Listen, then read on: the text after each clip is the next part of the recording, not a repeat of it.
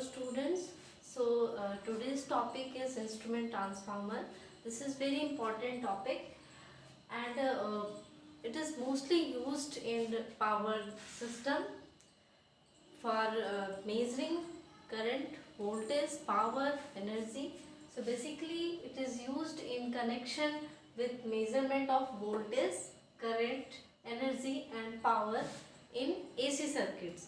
So basically in power system, in transmission line, there is high voltage and high current. So we cannot measure that voltage or current directly going through that line. So हमारे पास एक ऐसा equipment होना चाहिए जो कि उस voltage या current को डाउन कर दे, जिससे कि easily we can measure that.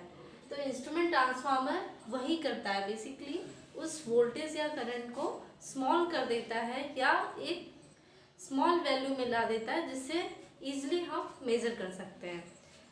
तो यहाँ पे दो टाइप के आपके ट्रांसफार्मर, इंस्ट्रूमेंट ट्रांसफार्मर दो टाइप के होते हैं. तो पहला आपका कहलाता है करंट ट्रांसफार्मर, दैट इज सीटी. Second is potential transformer. Current transformer में क्या होता है, यहाँ पे देखो आप प्राइमरी और सेकेंडरी दो वाइंडिंग्स होती हैं. जो प्राइमरी वाइंडिंग होती है, प्राइमरी वाइंडिंग करंट ट्रांसफार्मर की होती है, वो बेसिकली जहाँ पे आपको करंट मेजर करना होता है. तो जैसा कि नाम से पता चल रहा है कि करंट ट्रांसफार्मर क्या मेजर करता है, करंट करता है. पोटेंशियल ट्रांसफार्मर पोटेंशियल या वोल्टेज को मेजर करता है. तो करंट ट्रांसफार्मर जहाँ पे भी करंट आपको मेजर करना है उसके सीरीज में लगाया जाता है. तो ये प्राइमरी वाइंडिंग जो यहाँ पे आईपी करंट जा रही है, दैट इज प्राइमरी करंट. यहाँ पे आपने सीरीज में जिस भी कंडक्टर को मेजर करना उसके सीरीज में लगाते हैं.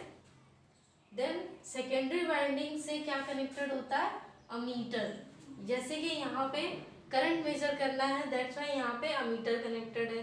तो जो भी आपका मीटर कनेक्टेड होगा वो कहाँ कनेक्ट होगा, सेकेंडरी साइड में. अगर यहाँ पे आपको पावर मेजर करनी हो तो क्या कनेक्ट करेंगे, अमीटर के साथ साथ आगे आपको पावर मीटर, वॉट मीटर भी कनेक्ट करना होगा. तो उसके लिए हम आगे देखेंगे, बट अभी आपको ये देखना है कि करंट ट्रांसफार्मर का बेसिक वर्क ये हुआ. देन पोटेंशियल ट्रांसफार्मर, जिसको हम वोल्टेज ट्रांसफार्मर भी कहते हैं, इसमें क्या होता है कि पोटेंशियल ट्रांसफार्मर को जो भी लाइन है, क्योंकि ये क्या करता है, वोल्टेज मेजर करता है, दैट्स वाई इसकी प्राइमरी वाइंडिंग को आप जहाँ पे वोल्टेज मेजर करना है उसके अक्रॉस लगाते हैं. देन सेकेंडरी वाइंडिंग के अक्रॉस क्या लगाएंगे, वोल्ट मीटर, क्योंकि वोल्ट मीटर आपका क्या करेगा, वोल्टेज को मेजर करेगा. तो यहाँ पे ये जो भी ट्रांसफार्मर आप यूज़ कर रहे हैं उससे क्या होगा कि प्राइमरी वाइंडिंग का करंट ट्रांसफार्मर में प्राइमरी वाइंडिंग करंट आपकी स्टेप डाउन हो जाएगी और जो मीटर कनेक्ट किया आपने, अमीटर कनेक्ट किया, उसके थ्रू इजीली मेजर कर सकते हैं. ऐसे ही वोल्टेज ट्रांसफार्मर में वोल्टेज स्टेप डाउन हो जाएगा तो यहाँ से हम इजीली मेजर कर सकते हैं voltage. Now what are the advantages of using instrument transformer. बहुत सारे एडवांटेज हैं इंस्ट्रूमेंट ट्रांसफार्मर के, क्योंकि इंस्ट्रूमेंट ट्रांसफार्मर का पहले तो यूज़ ही बहुत ज़्यादा है, क्योंकि कितने सारे इंस्ट्रूमेंट्स यूज़ होते हैं पावर सिस्टम में. जैसे कि मोस्टली जो आपने देखा होगा, जो रिलेज होते हैं, प्रोटेक्टिव रिलेज, वहाँ पे हम करंट ट्रांसफार्मर, पोटेंशियल ट्रांसफार्मर, ये सारी चीज़ें यूज़ की जाती हैं वहाँ पे. बट वहाँ पे एक्यूरेसी का बहुत ज़्यादा ध्यान देना होता है, बिकॉज रिले अगर गलत टाइम पे या ट्रिप हो गया तो क्या होगा कि जो इक्विपमेंट्स कनेक्टेड हैं वो बेकार हो जाएंगे दैट टाइम पे. तो इसलिए आपको एक्यूरेसी का ज़्यादा ध्यान रिलेज में रखा जाता है. अब आते हैं एडवांटेजेस क्या हैं. तो फर्स्ट एडवांटेज ये है कि this is used for range extension of measuring instrument. तो मेजरिंग इंस्ट्रूमेंट जैसे हमारा अमीटर है, वो इतने एम्पियर को ही अगर मेजर कर रहा है तो उसकी रेंज को बढ़ाने के लिए, रेंज को एक्सटेंड करने के लिए हमने क्या किया, करंट ट्रांसफार्मर का यूज़ किया. तो एक छोटा सा अमीटर आपका एक लार्ज वैल्यू को भी मेजर कर सकता है. सेकंड आता है the metering circuit is isolated from high voltage line. तो जैसा कि आप जानते हैं कि जो ट्रांसमिशन लाइन है वो आपका हाई वोल्टेज बियर करता है। दैट मीन्स कि जो आप अभी रिसेंटली जो यूज़ हो रहा है जनरेटर्स आपके बहुत ही हाई केवी वैल्यूज़ के यूज़ किए जाते हैं, और उन जनरेटर्स को जिस ट्रांसमिशन लाइन में कनेक्ट किया जाता है वो और भी ज़्यादा हाई केवी का होता है। तो बिकॉज ऑफ दैट अगर वहाँ पे इंस्ट्रूमेंट ट्रांसफार्मर ना हो और हमें मेजरमेंट करना हो तो it is not easy to measure that voltage और करंट। तो वहाँ पे आपको इंस्ट्रूमेंट ट्रांसफार्मर बहुत ही अच्छा इंस्ट्रूमेंट होता है मेजर करने के लिए। आइसोलेटेड क्यों होता है? आइसोलेटेड इसलिए इम्पोर्टेंस है कि आइसोलेशन की वजह से प्राइमरी में जो भी वोल्टेज या करंट है वो सेकेंडरी में इफेक्ट नहीं करेगा। अगर सेकेंडरी साइड में, क्योंकि वो स्टेप डाउन हो जा रहा है, अगर सेकेंडरी साइड ओपन है या प्राइमरी साइड में आप डायरेक्टली जाके कनेक्ट कर दो तो उससे आपका मीटर वो डैमेज हो जाएगा। तो आइसोलेशन से बहुत ज़्यादा इफेक्ट पड़ता है कि डायरेक्टली आप उस चीज़ को नहीं कर सकते। आइसोलेशन में क्या होगा कि ईजिली वो चीज़ स्टेप डाउन हो जा रही है, जिससे एक सिंपल नॉर्मल आदमी भी जा करके उसको ऑपरेट कर सकता है। ठीक है। नेक्स्ट एडवांटेज है there are several instruments can be operated from single instrument transformer. अब इंस्ट्रूमेंट ट्रांसफार्मर की हेल्प से हम जब जो है आपकी रेंज एक्सटेंड कर सकते हैं या कहीं भी इस तरह से कनेक्ट करते हैं तो क्या हो सकता है कि ऑपरेटेड जो इंस्ट्रूमेंट्स होंगे वो और भी ज़्यादा यूज़ किए जा सकते हैं।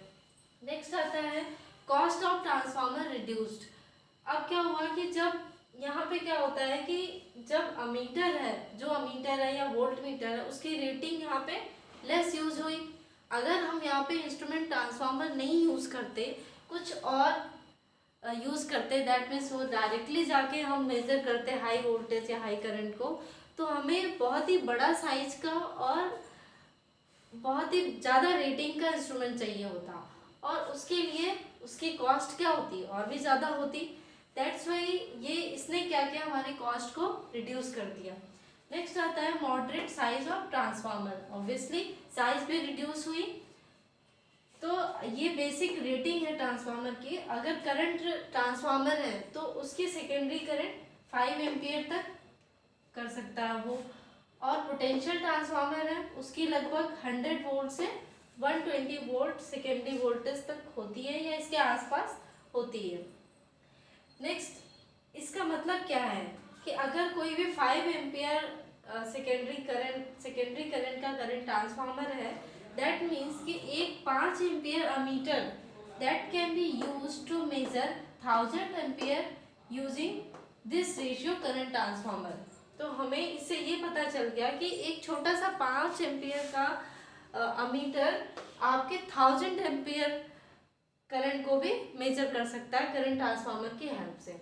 ऐसे ही अगर वोल्टेज ट्रांसफार्मर या पोटेंशियल ट्रांसफार्मर है, ये भी आपका अगर इफ इट इज 110 वोल्ट का अगर आपका पोटेंशियल ट्रांसफार्मर है तो it can measure 66 KV volt, वो भी मेजर कर सकता है with the using this potential transformer. अब कुछ डेफिनेशंस हैं जो कि बोथ करंट ट्रांसफार्मर और पोटेंशियल ट्रांसफार्मर के लिए इम्पॉर्टेंट होती हैं। दैट इज ट्रांसफॉर्मेशन रेशियो, वो होता है आपका प्राइमरी करंट और सेकेंडरी करंट का रेशियो। दिस इज फॉर सीटी। अगर आपका पोटेंशियल ट्रांसफार्मर है तो यहाँ पे वोल्टेज आ जाएगा। देन नॉमिनल रेशियो क्या होता है, it is rated primary current upon rated secondary current, it is denoted as KN। Now आते हैं करंट ट्रांसफार्मर के डिजाइन फीचर्स क्या होते हैं। डिजाइन फीचर्स में पहले तो जो आपने यूज किया है करंट ट्रांसफार्मर बनाने के लिए, उसके लिए हम कोर मटेरियल यूज करते हैं। ठीक है, तो core means that core should be designed of a material that have high permeability and low value of flux density to reduce reluctance and low core loss. तो हमें एक ऐसा कोर मटेरियल यूज करना है जिसमें कोर लॉसेस कम हो। Core losses कम हो मतलब कि क्या, रिलक्टेंस कम हो। रिलक्टेंस क्या होता है, बेसिकली जो एयर गैप्स होते हैं, या अगर साइज ज़्यादा होगी तो एयर गैप बनेंगे, तो एयर गैप में फ्लक्स क्या होते हैं, बहुत ज़्यादा इधर उधर आते जाते हैं, दैट्स वाई वो जो फ्लक्सेस होते हैं दैट इज कॉल्ड रिलक्टेंस वहाँ पे। तो उसकी वजह से बहुत सारे लॉसेस आते हैं, तो वो लॉसेस हमें रिड्यूस करना है, दैट्स वाई कैसा मटेरियल हम यूज़ करते हैं, लो रिलेक्टेंस मटेरियल। और लो रिलेक्टेंस तभी हो सकता है जब वो मटेरियल उसकी हाई परमेबिलिटी हो और फ्लक्स डेंसिटी लो हो। उसके लिए हम बेसिकली बनाने के लिए सिलिकॉन स्टील यूज़ करते हैं, या फिर निकेल आयरन एलॉयज यूज़ करते हैं, आइदर म्यू मेटल यूज़ करते हैं।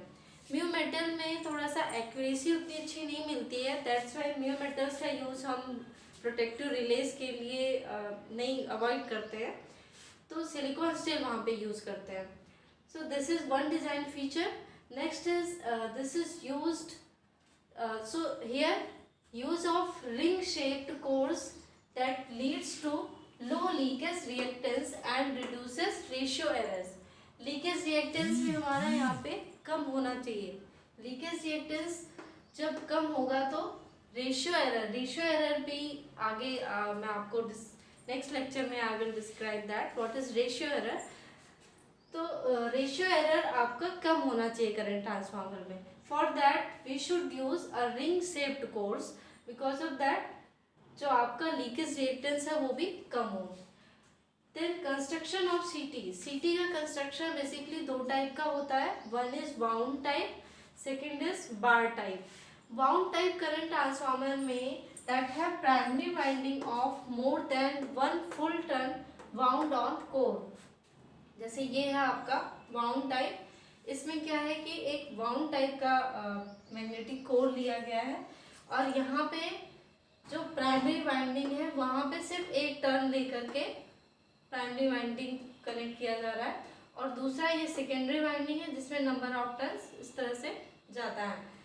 सेकेंड आता है bar type, that is primary winding consist of a bar. यहाँ पे जिस कंडक्टर में आपको करंट मेजर करना है वो conductor that acts as a primary winding, it is known as bar, उसको उसी को बार कहते हैं। और उसके अक्रॉस एक राउंड शेप का ये कोर होता है मटेरियल, उसमें आप सेकेंडरी वाइंडिंग्स कनेक्ट करते हैं with the help of ammeter. तो ये आपका आ गया bar type current transformer. So thank you class, we will proceed in next lecture.